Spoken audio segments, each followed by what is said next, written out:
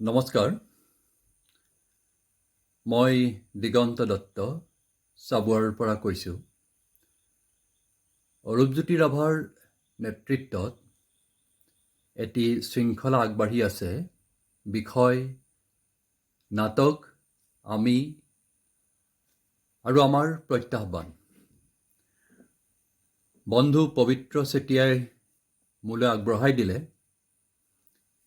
মই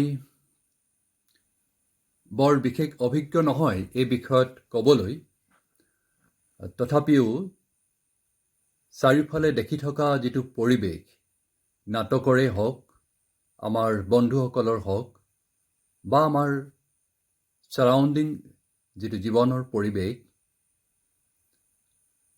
তাত মোৰ কেইটামান অনুভৱ ব্যক্ত কৰিবলৈ মন গৈছে। মুখ্যতঃ মই জানিব পাৰিছোঁ মোৰ আগত প্ৰায় মোৰ সতীৰ্থ আমাৰ নাট্যকৰ্মী প্ৰায় 22জন নে 23জনে তেওঁলোকৰ বক্তব্য আগবঢ়াইছে, তেওঁলোকৰ অনুভৱ ব্যক্ত কৰিছে। প্ৰত্যাহ্বান আমাৰ প্ৰত্যেকৰে একেখিনি। নাটক আৰু আমি বুলি ক'লে আমাৰ কাৰণে নাটক জীৱন, মোৰ সতীৰ্থসকলৰ বহুতৰে বাবে নাটক জীৱন, জীৱিকা। এইটো এটা বেলেগ বেলেগ পাৰ্চপেক্টিভত বেলেগ বেলেগ ধৰণৰ হয়, কিন্তু প্ৰত্যেকেই ভিতৰৰ পৰাই নাটক সম্পৰ্কে এক বিশেষ অনুভৱ কঢ়িয়াই লৈ ফুৰিছে। সেইকাৰণে মোৰ সতীৰ্থসকলক আৰু এই বিষয়ত মোৰ বিশেষ ক'বলগীয়া নাই। কিন্তু প্ৰত্যাহ্বান বুলি ক'লে বিভিন্ন ধৰণৰ হয়। যেনে ধৰক, নাটকৰ প্ৰত্যাহ্বান বুলি ক'লে কিছুমান কমন, অপেন আৰু কিছুমান হিডেন চেলেঞ্জেছ আছে। আমি কিছুমান চকুৰে দেখি আছোঁ আৰু কিছুমান চকুৰে দেখা নাপাওঁ। কিছুমান প্ৰত্যাহ্বান আকৌ এনেধৰণৰ হয়, লং টাৰ্ম, শ্বৰ্ট টাৰ্ম প্ৰত্যাহ্বান। চকুৰে দেখি থকা প্ৰত্যাহ্বানখিনি মোৰ সতীৰ্থসকলে কৈছেই।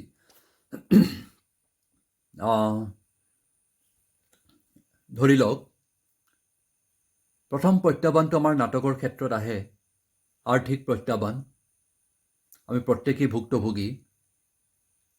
কেতিয়াবা মঞ্চৰ লৈ আমাৰ সমস্যা হয়, কেতিয়াবা অভিনয় শিল্পীক লৈ সমস্যা হয়। এইখিনি প্ৰত্যাহ্বান আছেই। কিন্তু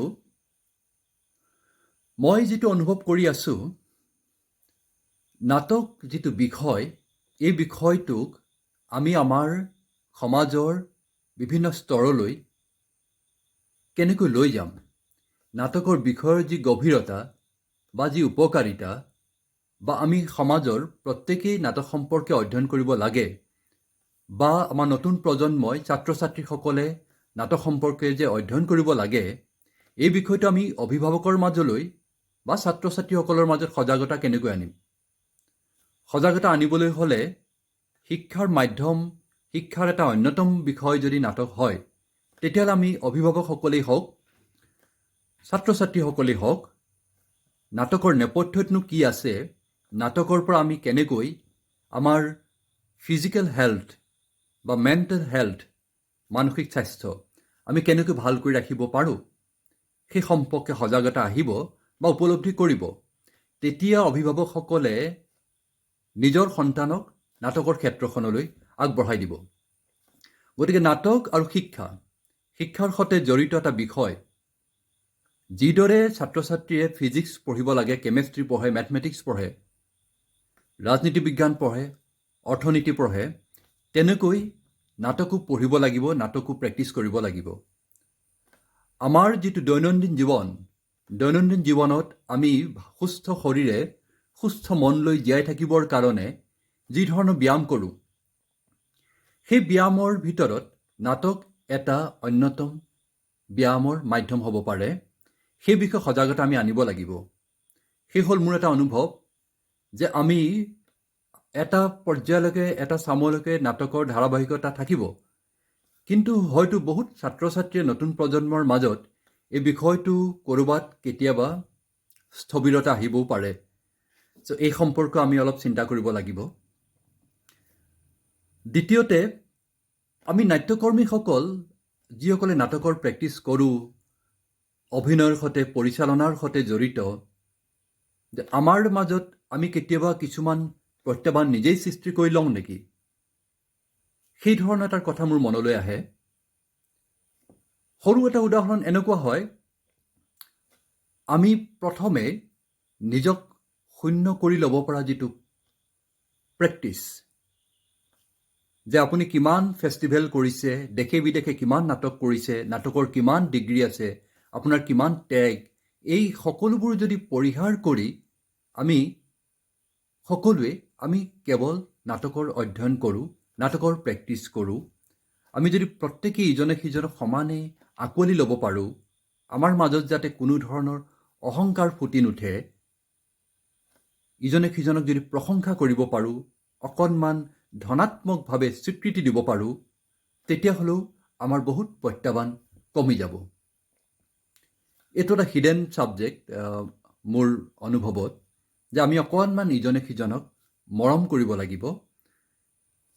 অলপ যদি আমি সঁচাকৈ গাঁৱে ভূঞে সিঁচৰতি হৈ থকা নগৰে চহৰে আমি সকলোৱে ইজনৰ সিজনৰ প্ৰতি যদি সঁচা অৰ্থত আমাৰ মৰম থাকে, তেতিয়াহ'লেও আমি বহুত প্ৰত্যাহ্বানৰ সন্মুখীন হ'বলৈ সাহস পাম।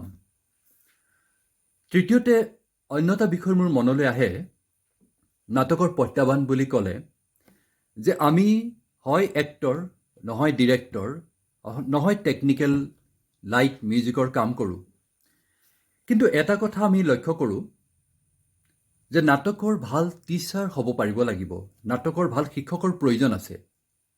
It should B a good teacher. যে আমি কেনেকৈ নাটকৰ পাঠদান কৰিম, নাটকৰ মাধ্যমত কি কি কথা ক'ম, কি কি কথা শিকাম নতুন প্ৰজন্মৰ ছাত্ৰ ছাত্ৰীসকলক, বা কেনেকৈ পাঠদান কৰিম। অভিভাৱকসকলে নাটকৰ শিক্ষকজনৰ প্ৰতি তেওঁৰ ব্যক্তিত্বত মুগ্ধ হ'ব লাগিব, তেতিয়াহে বিষয়টোৰ প্ৰেমত পৰিব। আৰু যেতিয়া বিষয়টো প্ৰেমত পৰিব, তেতিয়া অকণমান জানিবলৈ চেষ্টা কৰিব বা নিজৰ সন্তানক আগবঢ়াই দিব। গতিকে আমি প্ৰত্যেকেই যিসকলে নাটকৰ প্ৰেক্টিছ কৰোঁ, কৰ্মশালাত অংশগ্ৰহণ কৰোঁ, আমি এটা কথা চিন্তা কৰিব লাগিব যে আমি ভাল টিচাৰ কেনেকৈ হ'ব পাৰোঁ। চ' এইটো এটা হিডেন চেলেঞ্জ বুলি মোৰ অনুভৱ হয়, যে আমি প্ৰেক্টিছ কৰোঁ, প্ৰডাকশ্যন কৰোঁ, ফেষ্টিভেল কৰোঁ, এইখিনিলৈকে ঠিক আছে, কিন্তু আমি সঁচা অৰ্থত ভাল নাটকৰ শিক্ষক হোৱা প্ৰয়োজন। সেই অনুশীলনটো আমি কৰিব পাৰিব লাগিব। আৰু চাৰিওফালে বিভিন্নজনে বিভিন্ন মাধ্যমত বেলেগ বেলেগ ধৰণে নাটকৰ চিন্তা ব্যক্ত কৰে। প্ৰত্যেকৰে দৰ্শন বেলেগ, প্ৰত্যেকৰে পাৰ্চপেক্টিভ বেলেগ, গতিকে প্ৰকাশভংগী বেলেগ বেলেগ হয়। চ' আমি ইজনে সিজনক সহজতে আক্ৰমণ নকৰি তেওঁলোকৰ চিন্তাখিনিক লৈ আমি অকণমান নিজৰ চিন্তাক বা নিজৰ সৈতে কিবা অনুশীলন কৰিব পাৰোঁ নেকি, এটা ধনাত্মক দৃষ্টিৰে গ্ৰহণ কৰিব পাৰিলে ভাল হয়। সেই কথাটো আমি লক্ষ্য কৰিছোঁ আজি অলপ দিন ধৰি। আমি সহজতে আক্ৰমণ নকৰি ইজনে সিজনৰ বক্তব্যবোৰ গ্ৰহণ কৰিবলৈ আমি চেষ্টা কৰিব লাগে। তেতিয়া হয়তো আমি এটা ৰাস্তা বিচাৰি পাম। এটা সুন্দৰ কবিতা আছে ইংৰাজীত, দুইশাৰী কবিতা এটা, দুটা লাইন মোৰ মনলৈ আহি আছে।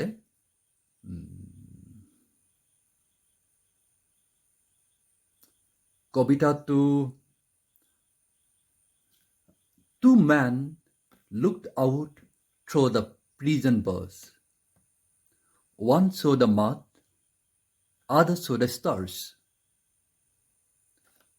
দুজন কয়দীয়ে জেলৰ খিৰিকীয়েদি বাহিৰলৈ চাই আছে। এজনে মাটিৰ বোকা দেখা পাইছে, আনজনে আকাশৰ তৰা দেখা পাইছে। চ' গতিকে একেখন ক্ষেত্ৰত আমি কেনেকৈ গ্ৰহণ কৰোঁ সেইটোৰ ওপৰত নিৰ্ভৰ কৰিব। চ' এইখিনি কথা মই মোৰ মনলৈ আহি থকা কিছু নেপথ্যত থকা কিছু কথা ব্যক্ত কৰিছোঁ। আৰু প্ৰত্যাহ্বান থাকিবই। সেই প্ৰত্যাহ্বানৰ সন্মুখীন হ'ব আমি পৰাকৈ কিছু অনুশীলন কৰিব লাগিব।